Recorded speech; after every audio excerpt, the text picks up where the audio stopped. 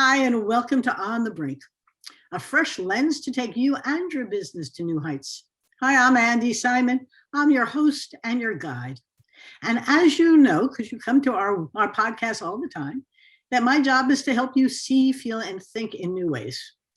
Today is a time of crazy chaos, pandemic, post-pandemic, all kinds of things are changing, and humans hate to change. So my job is to get you off the brink by helping you see, feel, and think in new ways about perhaps yourself or the world that you're in, the job that you have, your life-work balance, your wellness and well-being, who you are and where we're going. That's our job. And I go looking for people who are interesting and have stories to share with you to help you do just that.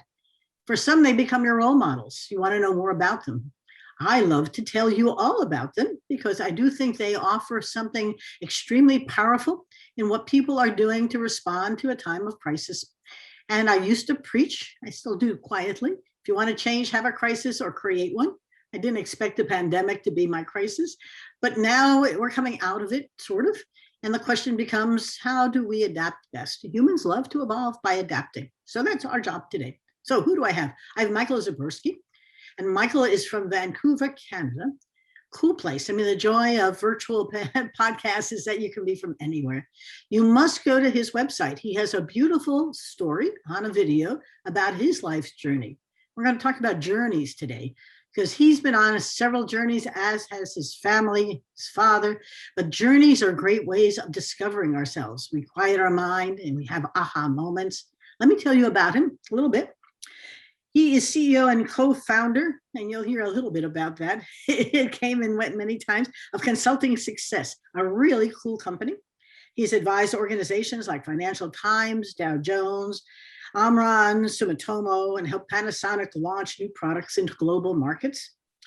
Most importantly for him, he's helped over 400 consultants from around the world in 50 countries add 6 and 7 figures to their annual revenues. He learned that being a consultant and teaching consultancy are related, but not the same. And he gets a lot of pleasure helping others like you, our listeners, become the best that they can be. He's going to teach me some things too, since I've been a consultant for almost 20 years, and I'm still trying to figure it out. He's an in-demand speaker, gives keynotes and workshops for the Certified Management Consultants Association, all kinds of wonderful things. He's the author of 5 books, which is awesome. Today, we're going to talk a little bit about the book he created in the middle of the pandemic and the one that's coming out now, right after the pandemic. They're connected, and he's a futurist as I am, and so we're going to help you see the future today. Michael, thank you for joining me. And you're really great to be with you. I don't think anyone has ever called me a futurist before, so that's a first. But I have a hunch you are, aren't you? Maybe, we'll see. I have to do a program on futurists for media coming up, and I've been looking at how futurists define themselves. And in some ways, you see what's coming, and humans love to see what's coming so that they can live today. It's not the past that's driving us, it's the future that is, which is interesting.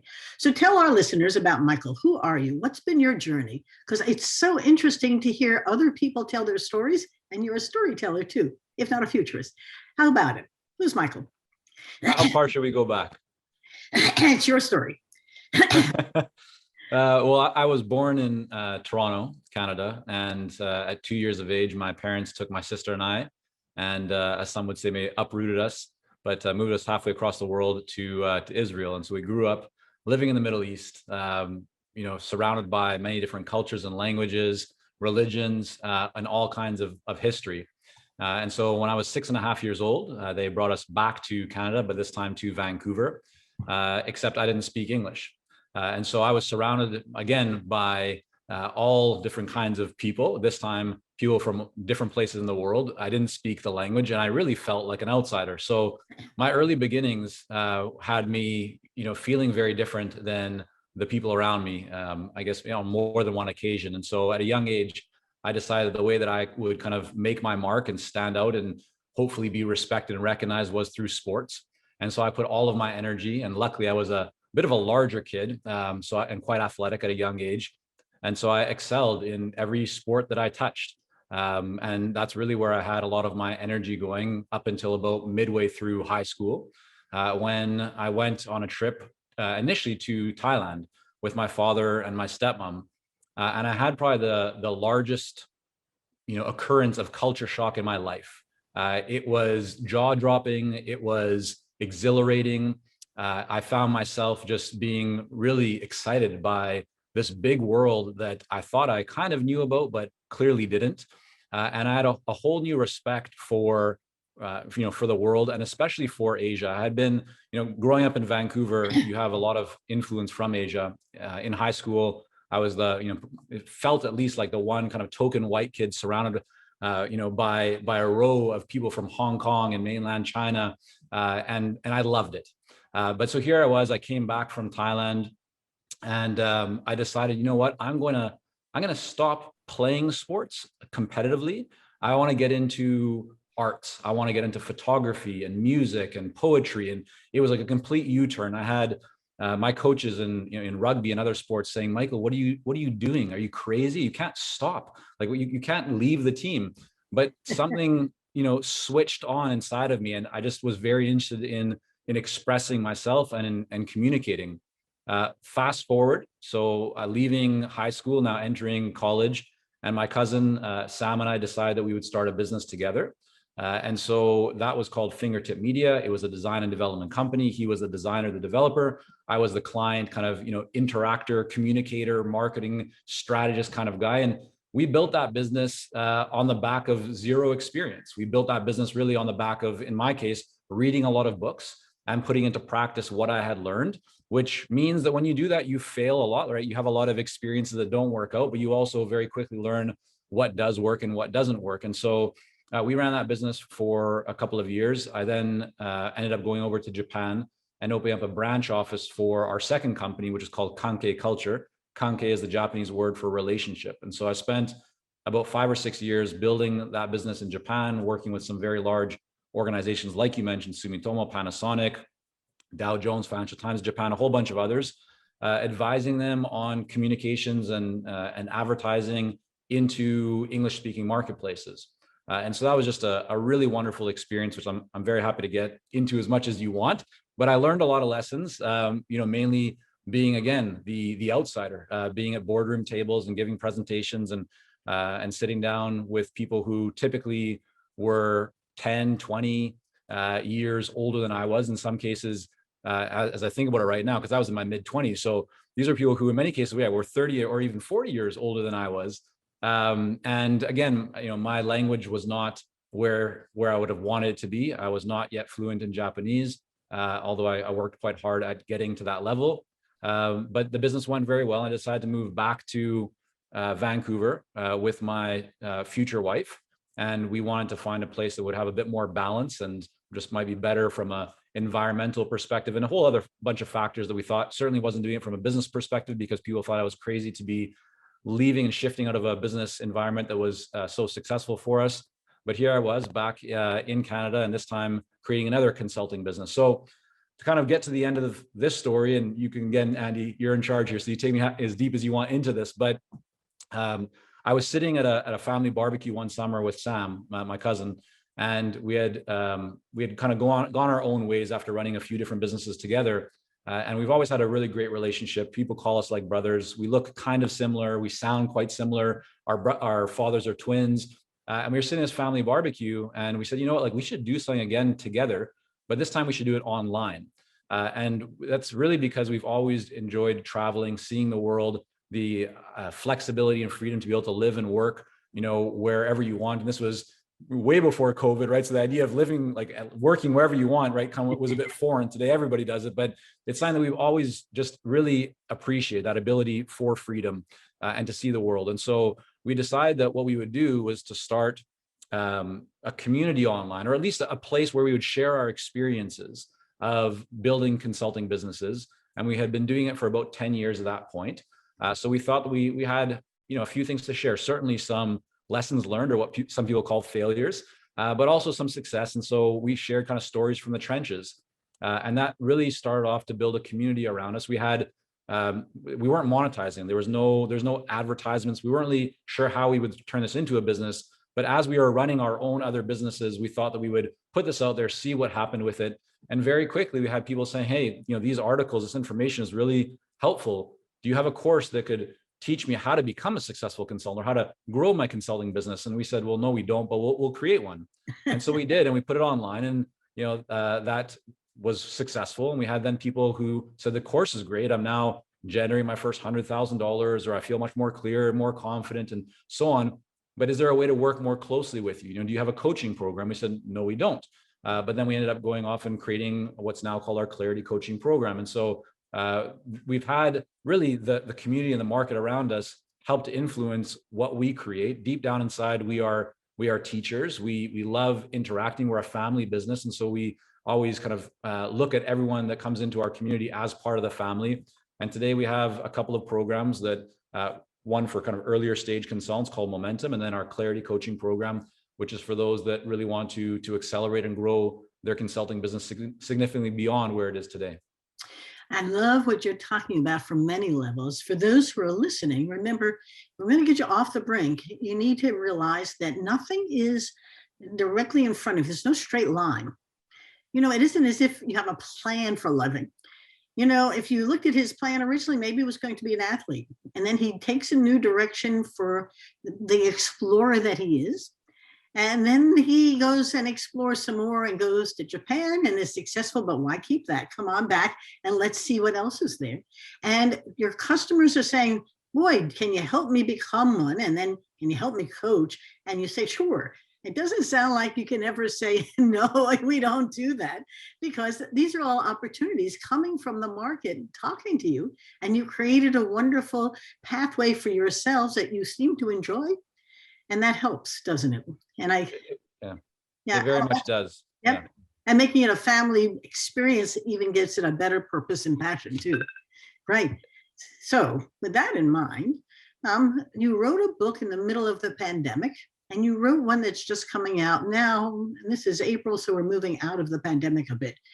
I think both of them are important to share because they will help the listener take what you've done and begin to see it from their perspective, and also understand how they can do things to really capitalize on the learnings.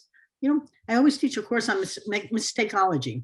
Mistakes aren't mistakes, they're learning experiences. And this pandemic is bad. And if you've lost a loved one, it's been awful. But on the other hand, what have we learned? And then how will that help us? The tumult is perfect opportunity for growth. Since nobody can define what's coming next, define it. And let's see what we're doing. So tell us about the two books. Yeah. So, kind of unintentionally, they're almost 12 months apart. So one year apart. The first was called Act Now: How Successful Consultants Thrive During Chaos and Uncertainty. And I remember I read a letter from one of the investment companies that I tend to get newsletters from. And it really stood out to me that the author of this letter was trying to paint a picture of the environment in the marketplace. And it gave me a sense of understanding and a sense of calm. And I thought, you know what, I should write something similar for my clients. And so I started off that morning. It was early in the morning. My daughters and wife were still sleeping. I was downstairs sitting on the sofa, and I just decided I'm going to write a letter for, to my clients with what I see in the marketplace from a consulting and, business entrepreneurship perspective. And I sent that to clients, and the feedback was tremendous. I mean, I had people saying, thank you so much. This is such an important message. A few clients said, can I send this to my clients? Because I think they need to hear it too. And that kind of sparked inside of me a recognition that this needs to go beyond just my clients. And I think this message can actually help other people.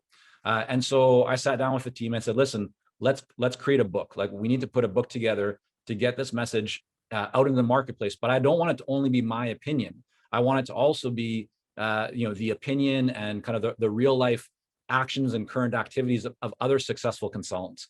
So I reached out to 5 or 6 people that I know who are also running successful businesses. And I said, listen, I want to interview you, and I want to hear from you how you're navigating this kind of uncertainty and this challenging time that we're in. And what was really interesting, Andi, is that the feedback that I received and kind of the guidance in the direction they were all taking was very, very similar. And that stood out to me because clearly, success leaves clues, and people who are successful tend to do very similar things. So that book really broke down kind of into 3 parts. the first part was, how do you survive? How do you just, get through this challenging period? And so there's a bunch of different exercises and things that people could do to reduce expenses, be more focused on value creation. But really it was about how to, tread water and make sure that you don't drown. The second part of the book was really about taking steps right now that can help you to strengthen your relationships, but also help you to generate more business and more opportunities. And then I ended that book, Act Now, on what can you do to start, using this as an opportunity to grow your business so that not only will you survive, but that you can thrive, right? Kind of hence the subtitle of the book. And we had a really great response from that book, and it was very well received. But here we are, 12 months later, April 2021. And while I think so many of us are excited by the light at the end of the tunnel that we can see, in most places around the world, it seems like things are getting better, although depending on who you talk to, you might hear something different. But what I started to notice with many clients, and I'll back up just for one moment, Andy, but what was interesting for me to see is that we had many clients who, and even in our own business, that 2020 was their best year ever. Yes. That their revenues continued to grow, and in some cases very significantly.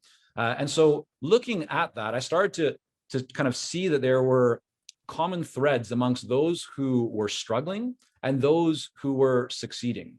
And so what that kind of showed me was that this is an opportunity for people. If you really look at, regardless of kind of where you are today, if you look at the way that your business is structured, if you look at what has worked well for you, or also what hasn't worked well for you, regardless of what has happened in the past, you have an opportunity right now to really grow your business or to set yourself up for greater future success. And so the idea with the latest book, which is The Future of Consulting, how to turn today's opportunities into tomorrow's business advantage, is number one, that we are all tend to be weak or reliant in some area of our business. And when we look at history shows us that there's been pandemics in the past, there's been economic challenges in the past. We've had, some of that now, and we're likely to have more of that in the future. And so I think it's dangerous for people just to become overly excited that things are now opening up and not to pay attention to the lessons that can be learned from today or from the last 12 months.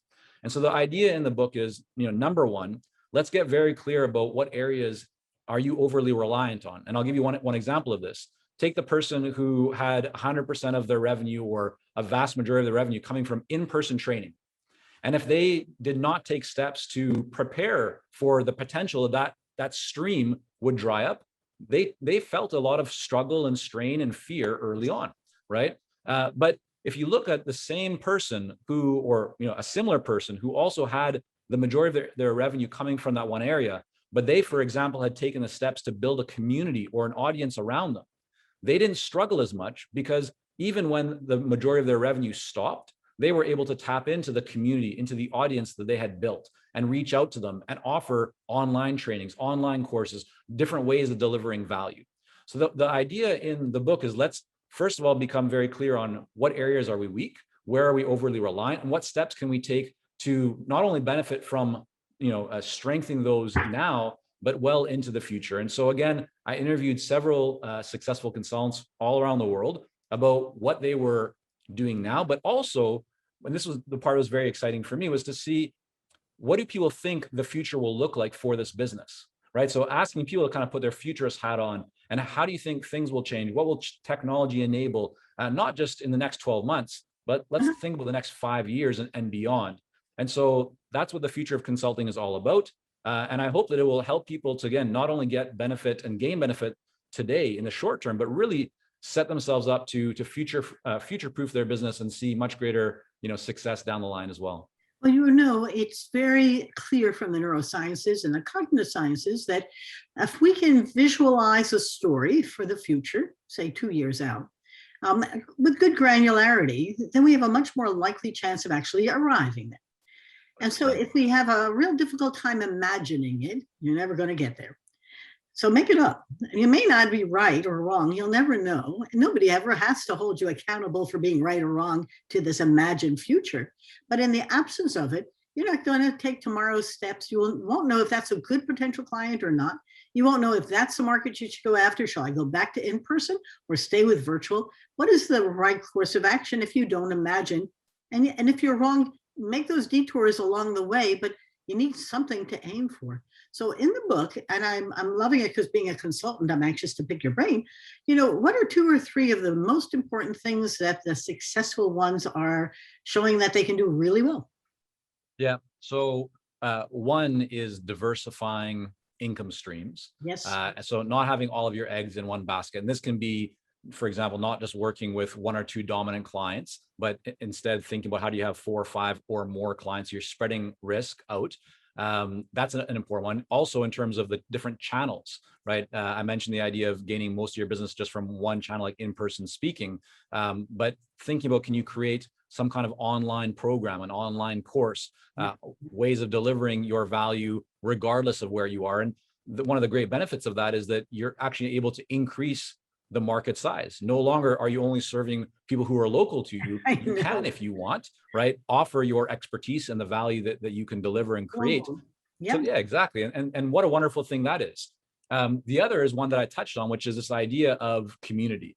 I think that came back as one of the biggest opportunities and probably most appreciated areas of amongst all the different people that I spoke to. Those that really were able to weather the storm were those who had communities, they had audiences. They didn't have to start from scratch when things hit the fan. They were really very well prepared. And so I think today as well, when we add to kind of the fact that there's more and more consultants or more people getting involved in professional services, because you can now, right? Or organizations are open or more open to bringing in external experts and advisors, because they recognize that no longer do you have to have thousands or hundreds of people under one roof to have a culture. Like, you can still operate, right, with people being virtual. So now organizations are more open to tapping true experts from anywhere in the world. And so what that means, while it's very exciting, it also means that there's more people now who are getting into the world of consulting or into the world of coaching or advisory services. So there's more competition, which means there's also more noise in the marketplace because more people are saying things, and it's easier for people to distribute their information, their content than ever before, right? There's more social media, there's more ways to blog and videos and podcasts and Clubhouse and all these other things. So an important factor for someone who truly wants to create success is to take steps to differentiate yourself. You can't be the same as everyone else. You can't say the same things. You can't put out content that could be anybody's content, is just general, quote unquote, leadership information.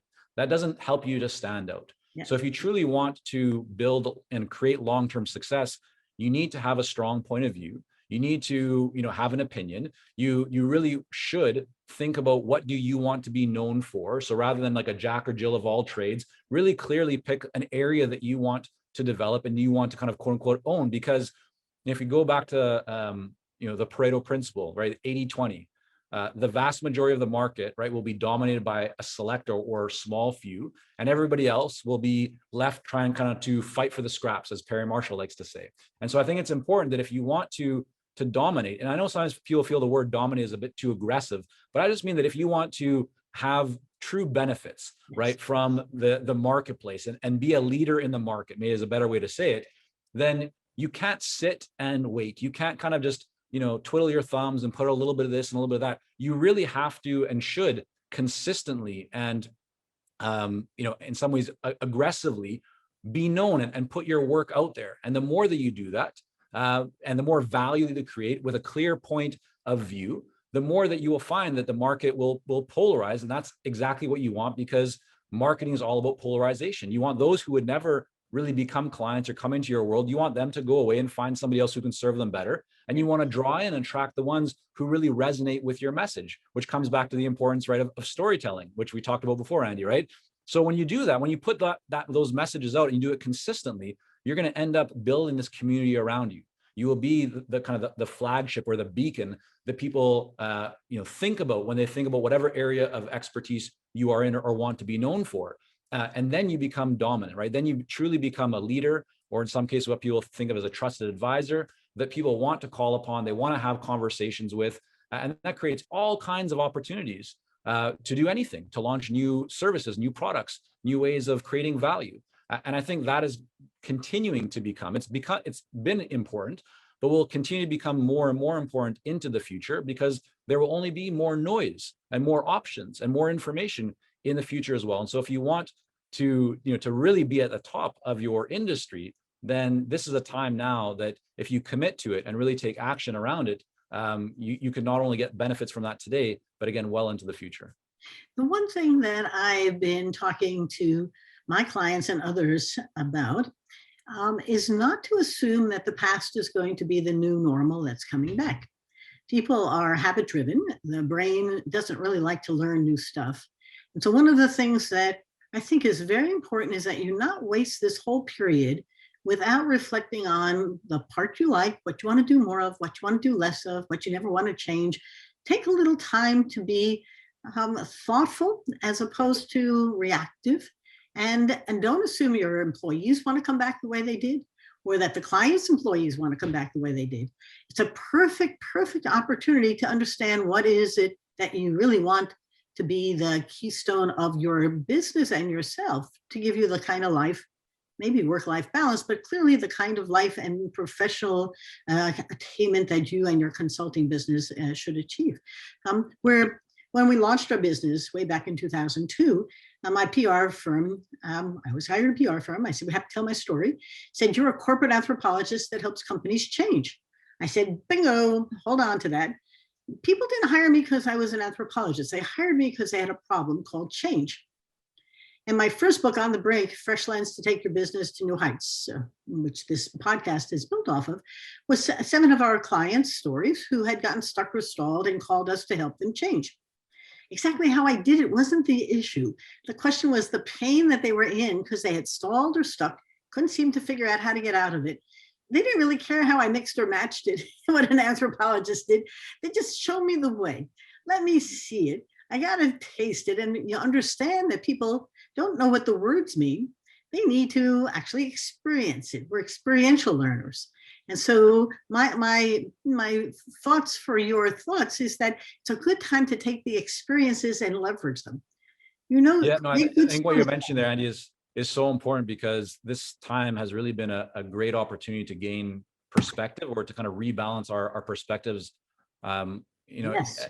as what is important in life. And I think, one of the first exercises that we take clients through is really looking at their business model, because very often these days, especially online, you'll have people saying like, this is the best, or this is the best, but there's no best, right? It comes down to what works for you. What is meaningful? When people say success, there's many different ways to define success. And so ultimately it's about what is going to create happiness and fulfillment for you, that you're going to feel good about, that you will enjoy. And that, I think, is the true treasure or kind of gold or gift of being an entrepreneur, is that you can create and craft your business in any way that you want.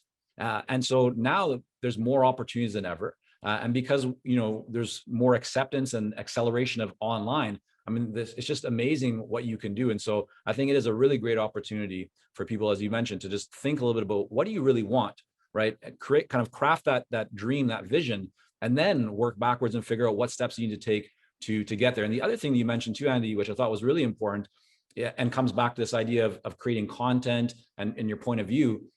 It's so important to talk in a language that will resonate with your buyer, right? With the decision maker, with the person that you truly want to bring into your world. So many people will just talk about things in terms of themselves or what they do. It's not about you, right? As you said, it's not about being the anthropologist, although that might get somebody's attention. It's a talking point, right? They have a problem. It's change, right? So you want to talk to what really, you want to get more empathetic and connect more to their emotions and feelings. And when you do that through your content and when you're telling stories and in your marketing, it's a really, really powerful way to differentiate yourself. Well, in some ways, the podcast has become a vehicle for not monetizing my guests, but in fact, sharing our stories with our listeners, because you and I have similar approaches to the business world we're in. Together is much bigger than mine just talking about how to be a better consultant.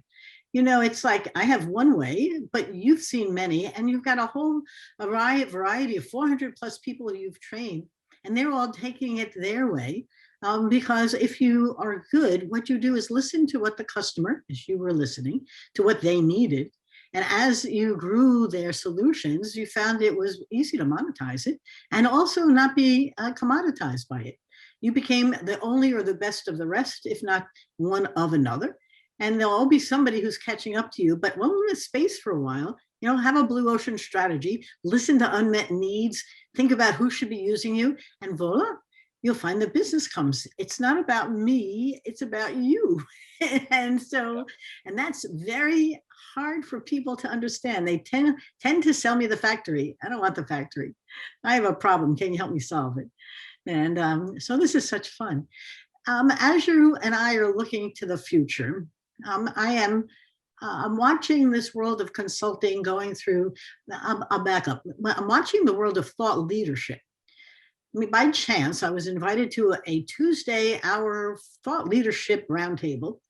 And I've been doing that since the beginning of the pandemic, almost every Tuesday, not quite. And I've been fascinated because I didn't know I was a thought leader. And my business was never grounded on public speaking that way. I'm a Vistage speaker or a tech speaker, and I've got 450 of them under my belt and 30 for this year. And I'm doing a lot of keynotes now. Virtual is much easier. It's great. But these folks made a living on speaking, and they had no living. And I was, to your point, fascinated by the single-mindedness about being a great speaker, being in the National Speakers Association, and they had carved out a whole industry that disappeared.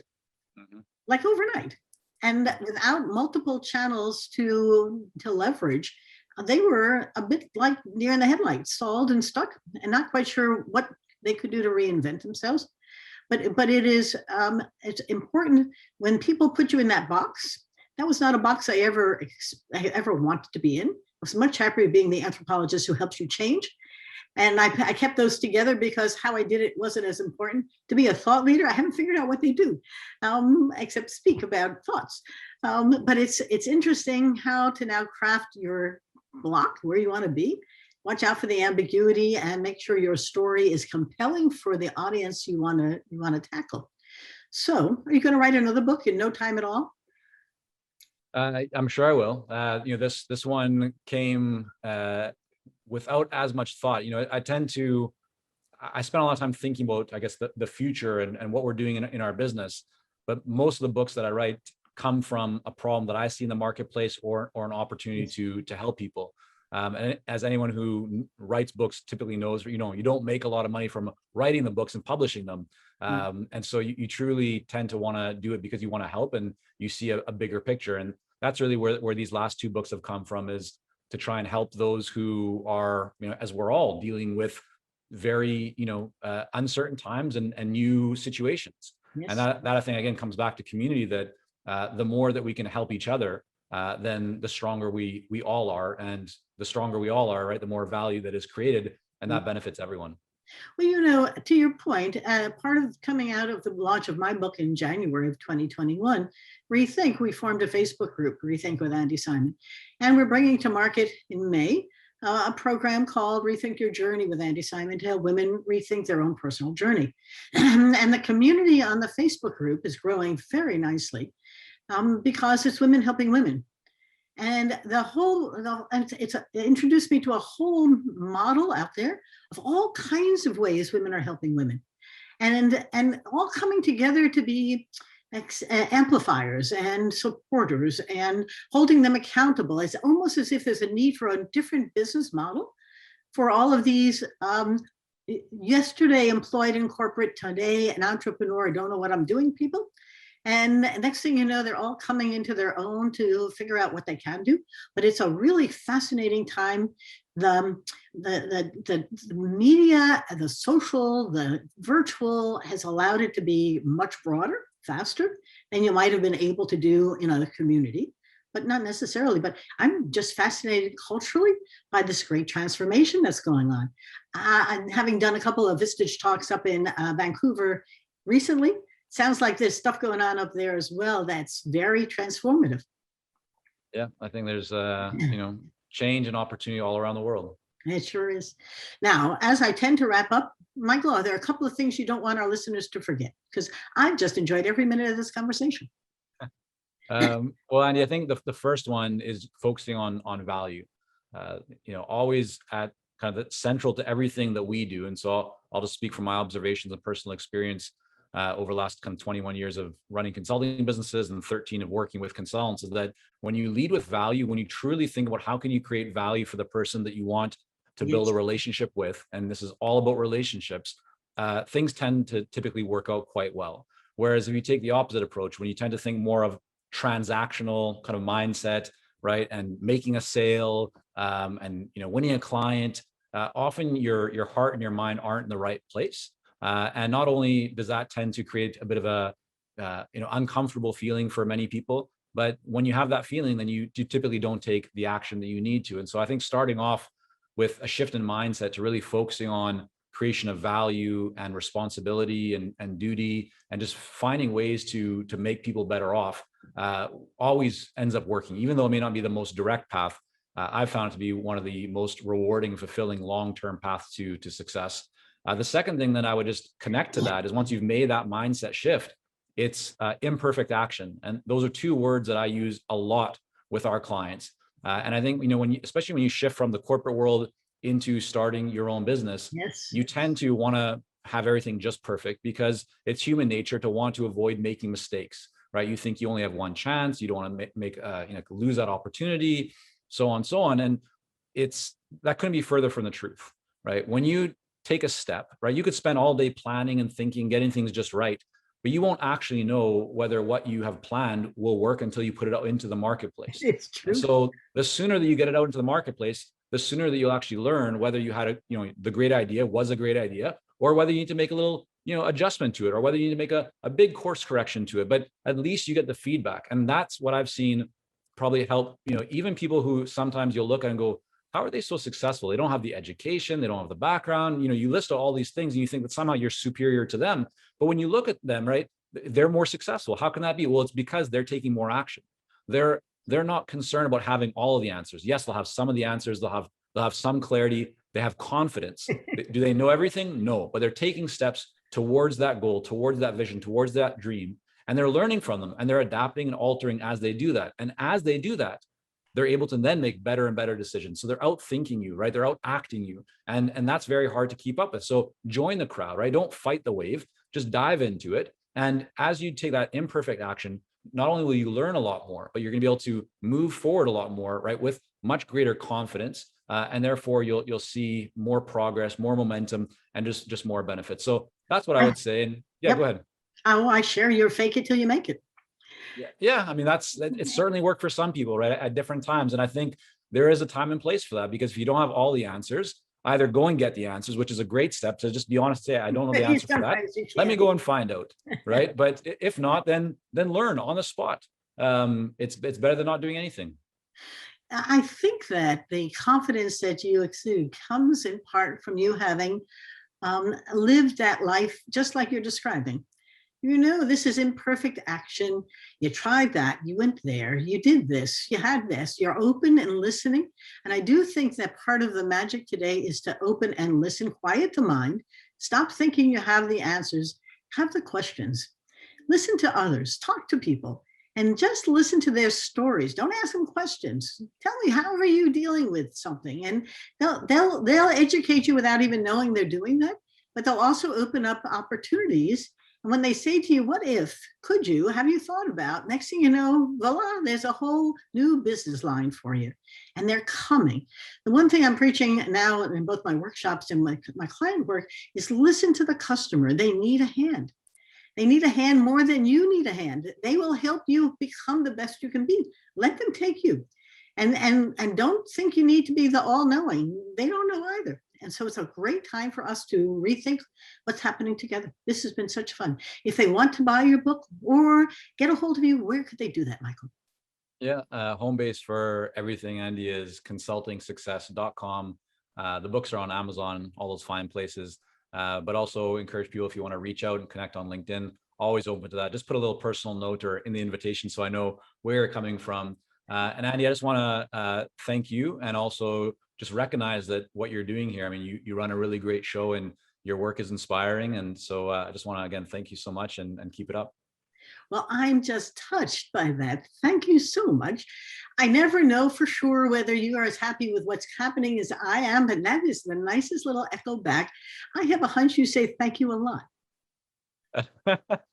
I do tend to say thank you a lot. I don't know if it's all my years in Japan, or I truly am just grateful for life. I wake up every day and I think to myself, before I even get out of bed, what am I grateful for? Yes. And then before I go to bed every day, I just remind myself, all the things you're grateful I have, I have wonderful daughters and wife, and I feel very fortunate. And so I think, when people often say, Michael, how are you doing? I always say, Wonderful. excellent, or I'm awesome, or because I believe that when you think that, so I talk about this in the book, Act Now, you can choose every day to put on, Yes. a pair of lenses, whether you wear glasses or not. And those lenses can either be, tinged with a bit of negativity. And then everything you look at, you first go, what's wrong with that? Why doesn't that work? Oh, and you think negative, right? You're kind of more short-sighted. Or you can put the lenses on that have that kind of tinge of positivity, where everything that you look at, you first go, oh, okay, this is interesting, or oh yeah, that's an opportunity. And that allows you to start seeing so many more opportunities and just feel better. And when you feel better, you tend to take more action. When you take more action, you tend to get better results. So it's kind of this, reinforcing cycle. And so I'm a very big proponent and believer of, you might as well try and be positive, because life's too short to spend, all the time being negative. Disagree. You and I both collaborate with our mind, because if you do, you can change the story in there and see all the positives. If you want to focus on the negative, go right ahead. But that's not a good use of a day. And I too wake in the morning and say, how can I do something good for someone today? I find acts of kindness give me a well-being. And it's not about me, it's about you. And then next thing you know, we've had this wonderful, absolutely wonderful podcast. So let me say goodbye to my listeners, because we could talk for a long time about collaborating with our mind and creating joy. And a little gratitude helps. My listeners, thank you so much for coming. Whether you're watching the video or listening to us, it's truly a pleasure and a privilege to have you come. The one thing I want you to remember is that every one of the folks I bring you has a message to help you see, feel, and think in new ways so you can do better. I want to get you off the brink. Now, my book, On the Brink, is available on Amazon, and it's absolutely fantastic for you to read. Rethink has just come out in January 2021. It's about smashing the myths of women in business, and it's a time for us to smash those myths and help women become the best that they can be. If you'd like, join our Facebook group called Rethink with Andi Simon, and let's help each other rise, collaborate, learn from each other. Just like we're doing here, it's amazing what you can listen and learn and not assume and just enjoy. So it's been a pleasure. Please stay well and stay happy and think positively. It's been great fun. Thank you, Michael. Bye-bye now.